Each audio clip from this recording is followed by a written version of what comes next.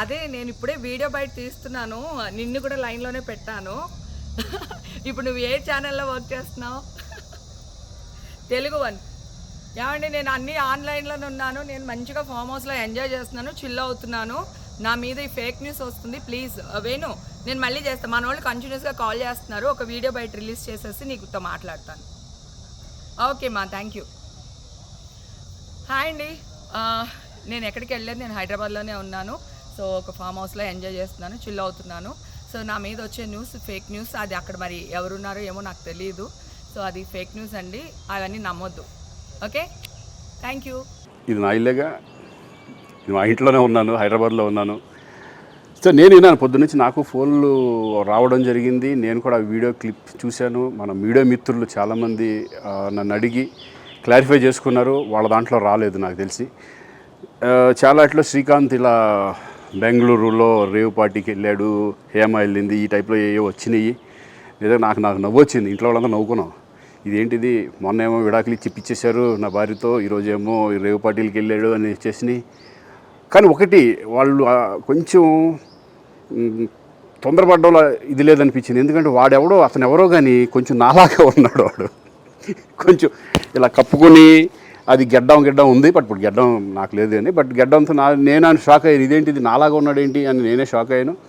So దయచేసి ఎవరు నమ్మొద్దు, ఎందుకంటే రేవ్ పార్టీలకి వెళ్ళే కల్చర్ నాది కాదు, పబ్ కల్చర్ మనిషిని కాదు నేను. ఒక్కోసారి బర్త్డే పార్టీలకి వెళ్తాము, ఒకవేళ తెలియకుండా ఏదైనా వెళ్ళినా ఒక హాఫ్ అన్ అవర్ నుండి వచ్చేస్తాం తప్పితే అటువంటి ఏమీ లేదు. రేవ్ పార్టీ ఎలా ఉంటుందో కూడా నాకు తెలియదు. సో దయచేసి ఎవ్వరూ ఈ విషయాన్ని నమ్మొద్దు. హ్యాపీగా నేను హైదరాబాద్లో ఉన్నాను, మా ఇంట్లోనే, ఇప్పుడు మా ఇంట్లో నుంచే నేను ఇది చేస్తున్నాను. సో దయచేసి మీడియా మిత్రులందరికీ కూడా నేను చెప్పేది ఏంటంటే, ఏ విషయం కరెక్ట్గా తెలుసుకోకుండా మీరు కూడా థంబ్నైల్స్ పెట్టేసేసి నా బొమ్మ వేసేసి రేవ్ పార్టీలో పట్టుబడ్డ శ్రీకాంత్ ఈ టైప్లో వేస్తున్నారు. కాబట్టి దయచేసి ఎవరు నమ్మొద్దు.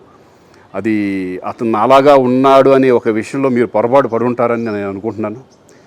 బెంగళూరు రేవ్ పార్టీ, అసలు ఆ పార్టీ ఎప్పుడు జరిగిందో, ఎక్కడ జరిగిందో, అక్కడ ఎవరెవరు ఉన్నారో నాకు అసలు ఏమీ తెలియదు. కానీ అందులో నేను కూడా ఉన్నాను అంటే ఒక ఛానల్ నా పైన దుష్ప్రచారం చేస్తున్నారు, అసత్య ప్రచారం చేస్తున్నారు. అంటే ఎంత దిగజారుడు రాజకీయాలు అంటే, ఒక పార్టీతో నేను అనుసంధానమై ఉన్నానన్న విషయం తెలిసి మా పార్టీ మీద, మా మీద బురద జల్లేటువంటి ప్రయత్నంలో భాగంగా వాళ్ళు చేసేటువంటి అసత్య ప్రచారాన్ని ఎంత మాత్రం ఊరుకునే పరిస్థితి లేదు. వాళ్ళ మీద న్యాయపరమైన యాక్షన్ తీసుకోవడం జరిగింది, వాళ్ళ మీద డిఫమేషన్ ఫైల్ చేయడం జరిగింది. సో కానీ జర్నలిస్ట్ అనేవాళ్ళు నిజాన్ని నిర్భయంగా చెప్పగలిగే వాళ్ళు అయి ఉండాలి, అంతేగాని ఇలా అసత్యపు ప్రచారాలు చేసేవాళ్ళు కాదు. దయచేసి మీ అసత్యపు ప్రచారాలతో జర్నలిజం విలువలు తగ్గించొద్దు. అదే ఉప్పు, కారం, ధనియాల పొడి అన్నిని. తర్వాత ఇందాక చూపించాను కదా మీకు ఆనియన్స్, ఆ ఆనియన్స్ కూడా వేసాను. ఇవి డ్రై ఆనియన్స్ అన్నట్టు, బాగా డ్రైగా వేసుకోవాలి అవి. సో కొంచెం ఆయిల్ పోసాను, దమ్ బిర్యానీ చేస్తున్నాను. సో ఒక్కొక్కటి పెట్టడం కష్టంగా ఉంది, అందుకని ఇందాక కట్ చేశాను. ఇప్పుడు ప్రాపర్గా చేసి మీకు వీడియో పోస్ట్ చేస్తాను, ఓకేనా? దీంట్లో నేను నిమ్మకాయ కలిపాను, పెరుగు కలిపాను, అల్లం వెల్లుల్లిపాయ పేస్ట్, ఉప్పు, కారం, పసుపు, కొంచెం మసాలా వేసాను, ఓకేనా? ఇది ఇట్లా వేసేస్తాము అడుగున.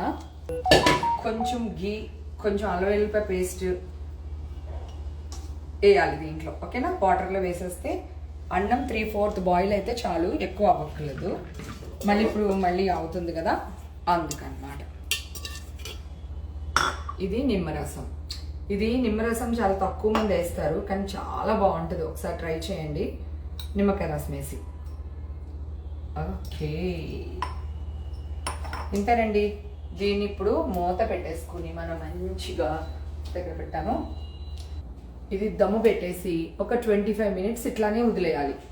వదిలేస్తే అన్నం అట్లా చందమామలాగా అట్లా అట్లా వంగి వస్తుంది అనమాట. టేస్ట్ మరి నెక్స్ట్ లెవెల్లో ఉంటుంది.